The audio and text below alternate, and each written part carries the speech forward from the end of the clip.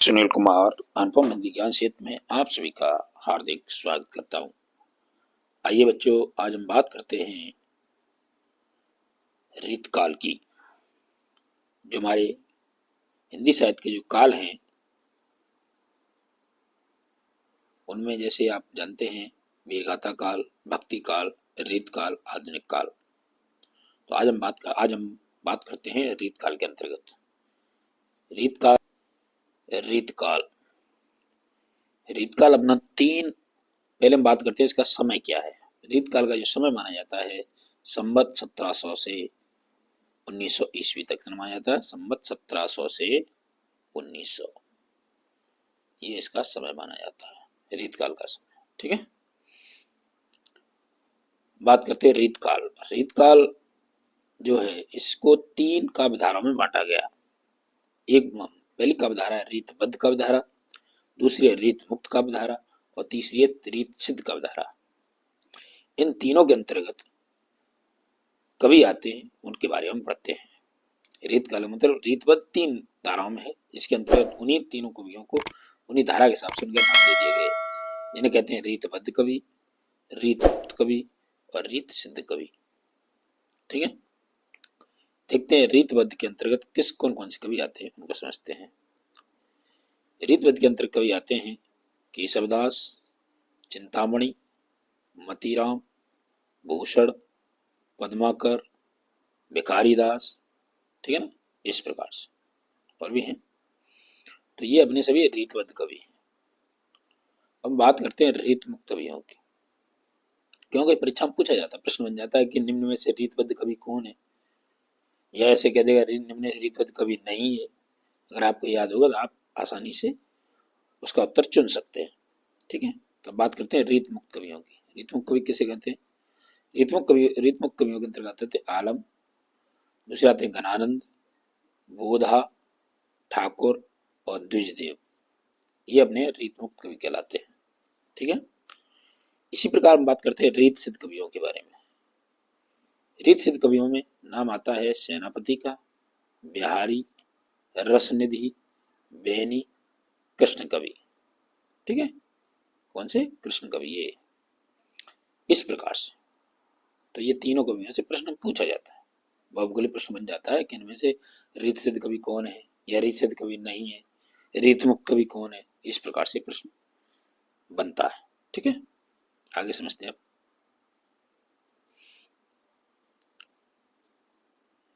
भिखारीदास में जसवंत सिंह भी है इसमें।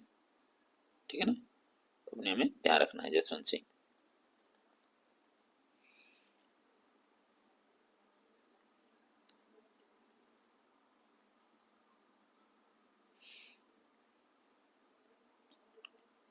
आगे हम देखते हैं, बात आई रीतकाल की समय अवधि। क्या समय, मतलब ये प्रश्न था रीतकाल का समय क्या है, तो अभी मैंने आपको बताया था पहले, संवत 1700 से 1900 ईस्वी तक ये इसका समय माना जाता है। रीतकाल को अन्य नाम से भी जाना जाता है। रीतकाल को और उनके नामकरण करता किन्होंने, इनका क्या नाम दिया। रीतकाल को अन्य नाम से जानते हैं। रीतकाल को श्रृंगार काल भी कहते हैं। रीतकाल क्या कहते हैं? श्रृंगार काल। यह नाम आचार्य विश्वनाथ प्रसाद मिश्र ने दिया। क्या दिया? विश्वनाथ प्रसाद मिश्र। दूसरा नाम आता है अलंकृत काल। यह नाम मिश्र बंधुओं ने दिया। मिश्र बंधु है, अलंकृत किसने कहा? मिश्र बंधुओं ने। अगला नाम आता है कलाकाल। कलाकाल किसने कहा? डॉक्टर रमा शंकर शुक्ल रसाल ने कहा है। रीतकाल किसने? रीतकाल को रीतकाली किसने कहा? ये कहा है आचार्य रामचंद्र शुक्ल ने। ठीक है, वापस देखते हैं कि श्रृंगार काल किसने कहा? आचार्य विश्वनाथ प्रसाद मिश्र। अलंकृत काल किसने कहा? मिश्र बंधुओं ने। कलाकाल किसने कहा? डॉक्टर रमाशंकर शुक्ल रसाल ने। और रीतकाल किसने कहा? आचार्य रामचंद्र शुक्ल ने। इनमें से प्रश्न बन जाता है, पूछ लिया जाता है बच्चा में। ठीक है, इनमें से ये भी कहा जाए, ये भी प्रश्न बन जाता है कि रीतकाल को अन्य किस नाम से जाना जाता है, तो ये नाम है आपके अन्य नाम, श्रृंगार काल, अलंकृत काल, कलाकाल, रीतकाल। ऐसे प्रश्न बन जाता है। या इनमें से किसी का ये पूछा जाएगा ये नाम रीतकाल को श्रृंगार काल किसने कहा, तो आपको उत्तर आचार्य विश्वनाथ प्रसाद मिश्र। अलंकृत काल किसने कहा? मिश्र बंधु ने। कलाकाल किसने कहा? डॉक्टर रमाशंकर शुक्ल रसाल ने। रीतकाल किसने कहा? आचार्य रामचंद्र शुक्ल ने। ठीक है, इस प्रकार से आगे बात करते हैं। आगे कुछ प्रवृत्तियां ये भी पूछ ली जाती है कि इनमें से रीतकाल की विशेषता क्या है। तो कुछ प्रवृत्तियां मैंने लिखी हैं, तो ध्यान से समझते हैं क्या है। रीतकालिक प्रवृत्तियां जिनको विशेषताएं भी कहते हैं, ठीक है।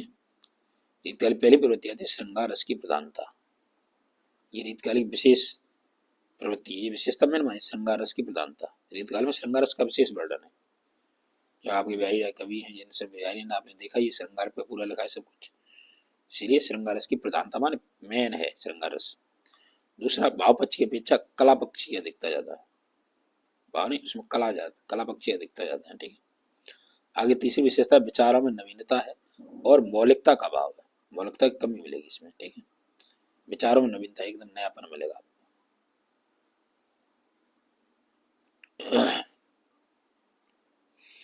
आगे है चौथी प्रवृत्ति है प्रबंध काव्यों की अपेक्षा मुक्तक काव्यों की रचना अधिक है इसमें, ठीक है। मुक्तक माने स्वतंत्र काव्य लिखे गए हैं। ये रोज इसमें ये नहीं कुछ प्रेशर नहीं, एकदम खुले मन से बढ़िया श्रृंगार के रूप में लिखा गया। अगली बात है ब्रजभाषा एवं अवधी भाषा का प्रयोग है, ठीक है। ब्रजभाषा और अवधी भाषा में कुछ रचनाएं ज्यादातर मिलती है लिखी हुई, ठीक है। ये आई थी प्रवृत्तियां इस प्रकार से।